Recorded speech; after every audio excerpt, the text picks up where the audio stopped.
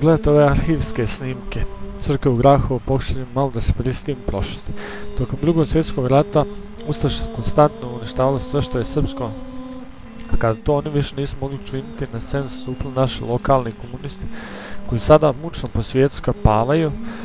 Na ovome snimku su prikazane zlodjela počinjena na crkvi Svetog apostola Petra i Pavla u Grahovu. Nakon snimka slika o vjeri i kulturi Hrvata bit će vam dosta jasnija kad vidite kako su i na koji način pucajući iz pištolja na ikone pravili oštećenje našoj crkvi, ili još strašnije kad vidite kako su to isto činili radnici tadašnjeg komunalnog preduzeća gađajući ikone krampom. Pošto je crkva bila svojevremeno pretvorena u magacin soli, kako bi sol što pre uništila i nagrezla zidovi, napravila što veća oštećenja.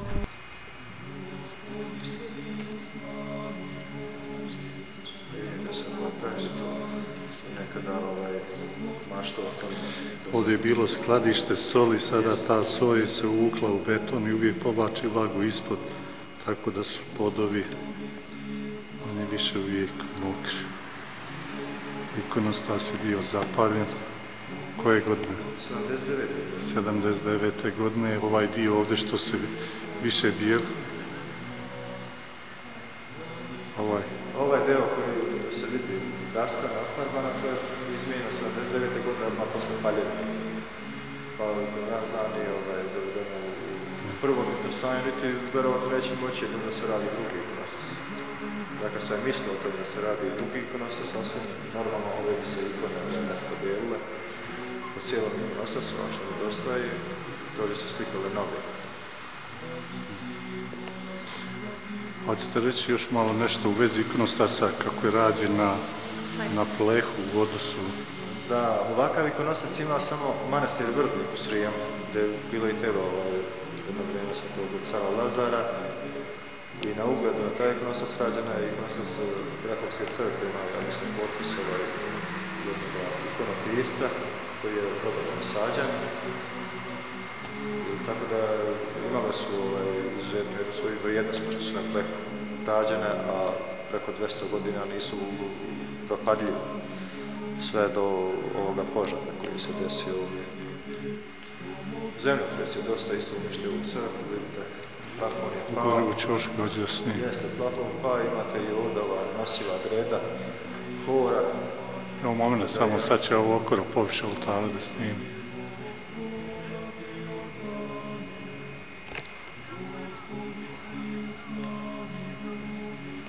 Ovo je luk poviše ikonostasa koji odvaja oltar od ostalog dijela crkve. Jeste, popucali bi se da je sad bio plafon.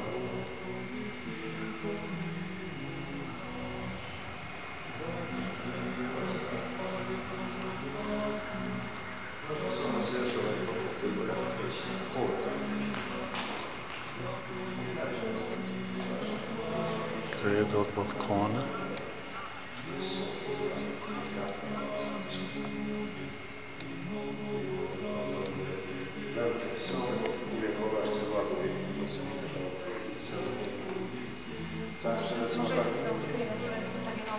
To je jedino novo pošta, jedino da se stavi ovdje izolacija i onda da se stavi u dom. Da bi se izgledalo ovo sve, se trebalo odbijati ovaj stari, prvo odmah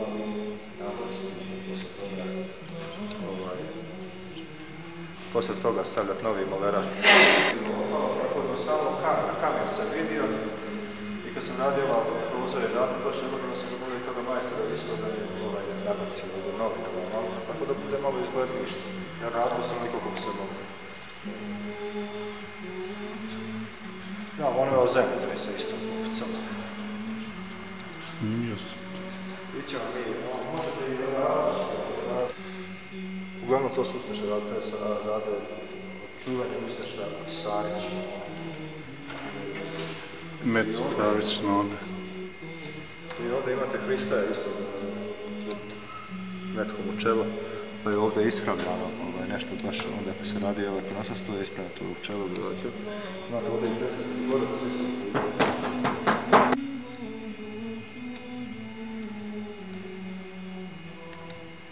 Ikone u našoj crkvi ovdje starije su nego američka država. Naš izvor uglavnom.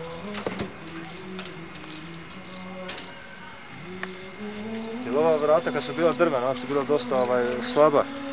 I jednostavno udario ramenom i ona se pukla po polu.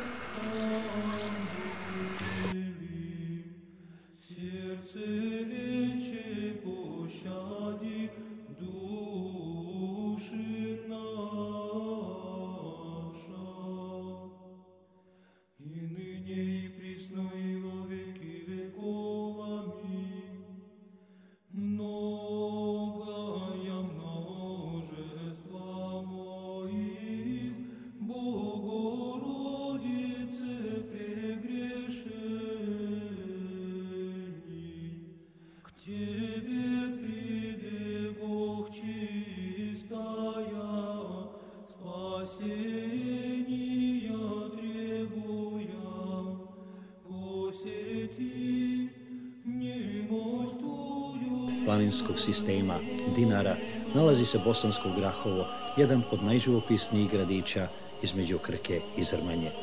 Mali grad sa ljudima velikog srca koji su dali velike žrtve za vreme Drugog svjetskog rata.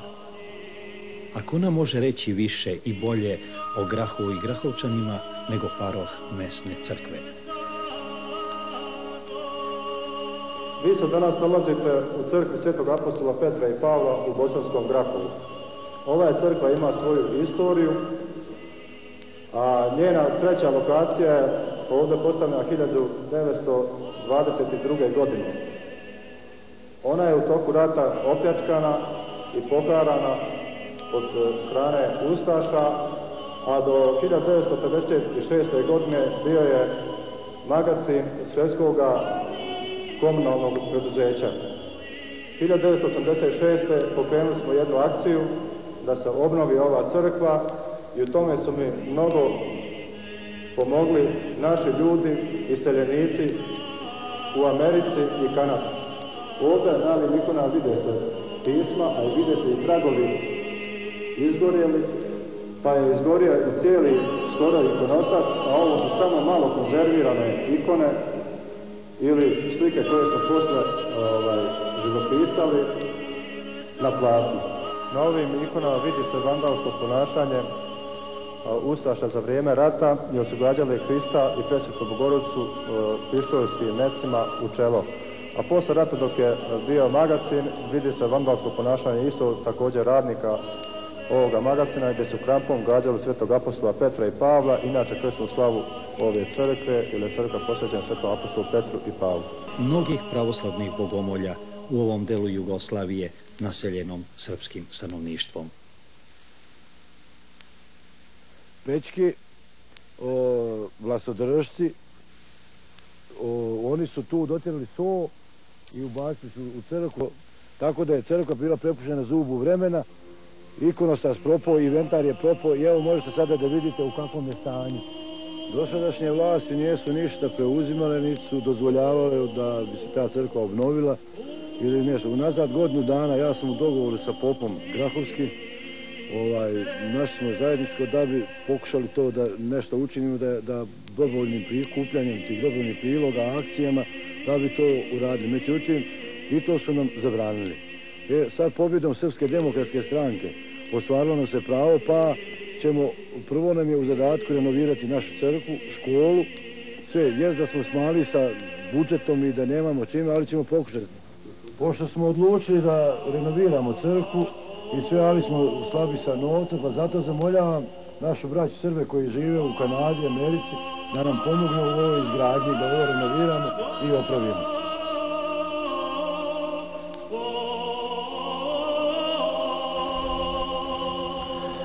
Pokušaj obnove prekinuo je početak rata u Bosni, tako da hram u selu Peć dan danas nije obnovljen. Mnogi od nas znaju tog dešavanja rata i svu nesreću koja je zadesila naš srpski narod u Krajini, pogotovo etnički skoro najčistije opštine Grahova, Drvara i Glamoča, djelimično i Petrovca, koji su od svih doživjeli najtužniju sudbinu jer su predate ustašama koje do dan danas sprovede tihu opstrukciju i dovode Srbe do istrebljenja. Ovo su arhivski snimci, znači 23.4. 1995. godine prva linija od Crnog Lugu, Jaruzi i Selnu Blašci. Sve nas podsjeća na Drugi svjetski rat.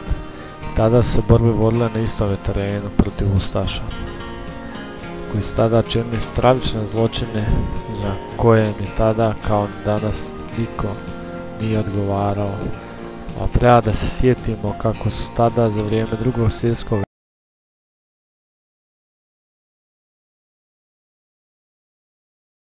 nosile po okolnim selima zastrašujući naš narod.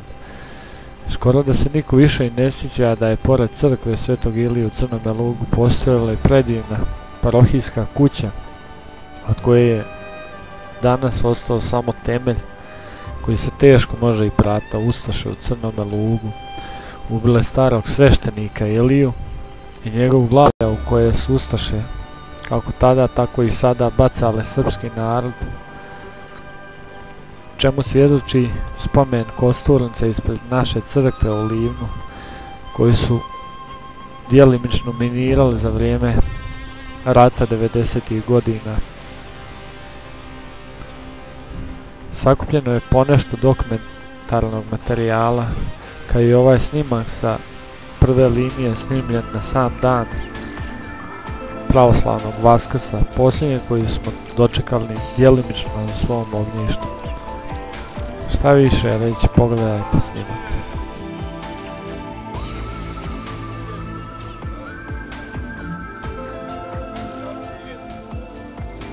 Trebalo je napraviti stvarno sliku.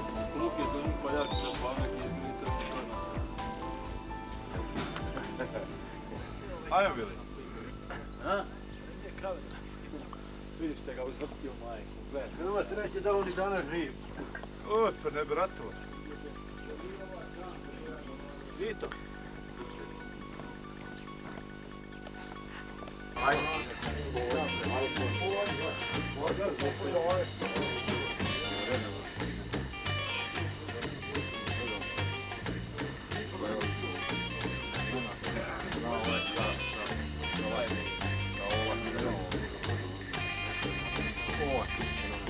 Ovo tvoje plaće.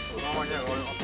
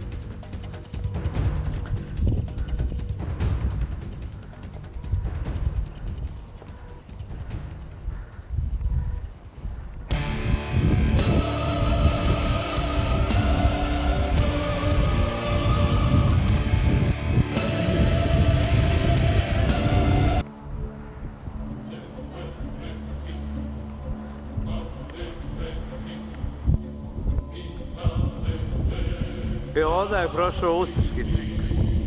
On ih snimio sad. Nego ja. A ovo je put prema Šengenu.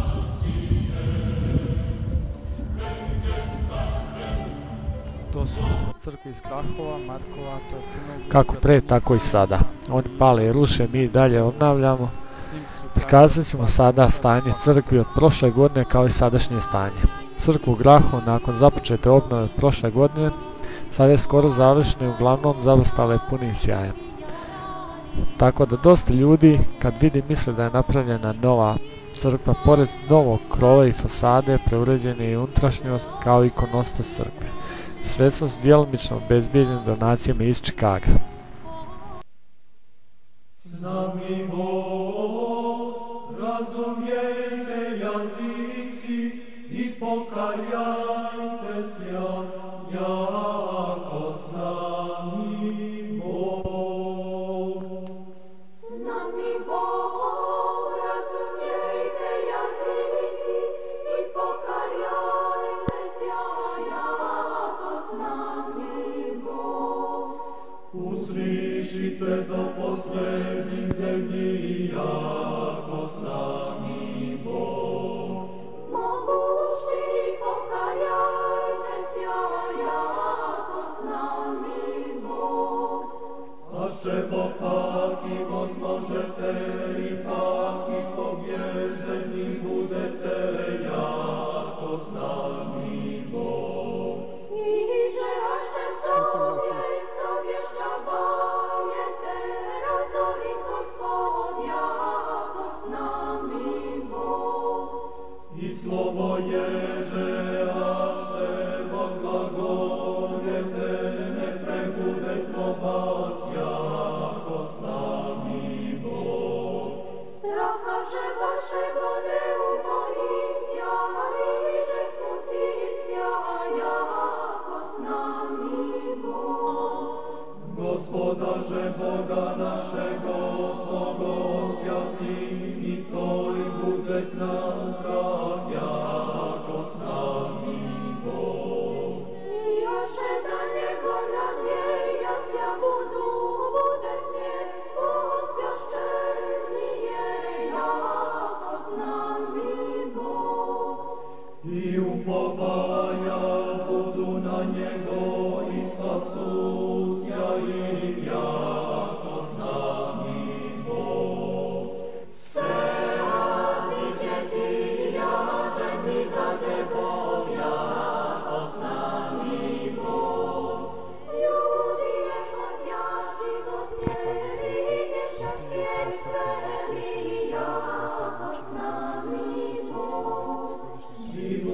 Život zdanje i sjeni svetnje i svjetlo sijaje pravi, jako s nami Bog. Jako otroča rodisja nam sin, i dadesja nam, jako s nami Bog. Jego žena často pisna nam je, jego jako s nami Bog. I mira jego ne predjela, jako s nami Bog. I naricajecja imja jego velika sovjeta angel, jako s nami Bog. Čudesa umjetnih, jako s nami Bog. Bog je podvlastitelj, načalnik mira, jako s nami Bog. Otec budućega vijeka, jako s nami Bog. S nami Bog, razumijte jazici i pokajajte sja, jako s nami Bog. Slava Otcu i Sinu i Svjatomu Duhu. S nami Bog, razumijte jazici i pokajajte sja, jako s nami Bog. I ninje i prisno, i vo vijeki vjekova, amin. S nami Bog, razumijte jazici i pokajajte sja, jako s nami Bog. Jako s nami Bog. Hram Svetog proroka Ilije što se tiče ove godine konačno je dobio zvono zahvaljujući ljudima dobre volje iz Australije, Amerike i Kanade. Zvono težine 500 kg je naručeno u Lincu, Srbiji i ima predivan zvuk. Trenutno se rade ikone za ikonostas. Od unutrašnjih radova potrebne su još pločice.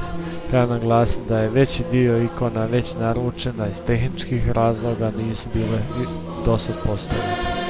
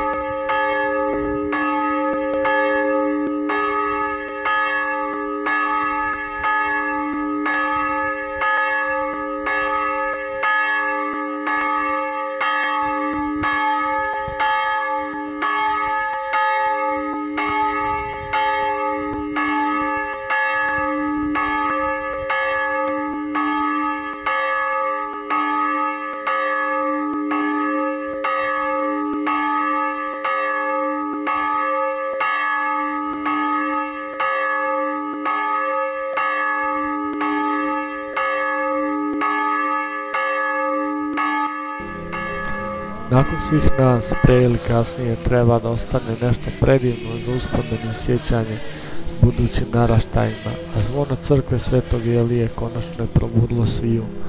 Onima koji su za vrijeme komunizma zabranjivali čak Ilinarski sabor, vjenčanje i krštenje u crkvi, radi svoje lične koristi ne preostaje ništa drugo, već da slušaju molitvu i zvuk zvona svakog Ilindana. Ako i neko dođe od njih, većinom se muče negdje u bijelom svijetu, kako dušu da ispuste zbog svog grijeha, jer su zla više nanijeli sebi nego crkvi koja im danas prkosti u punome sjaju. Nebeska liturgija Svetog Vladike Nikolaja Velimirovića.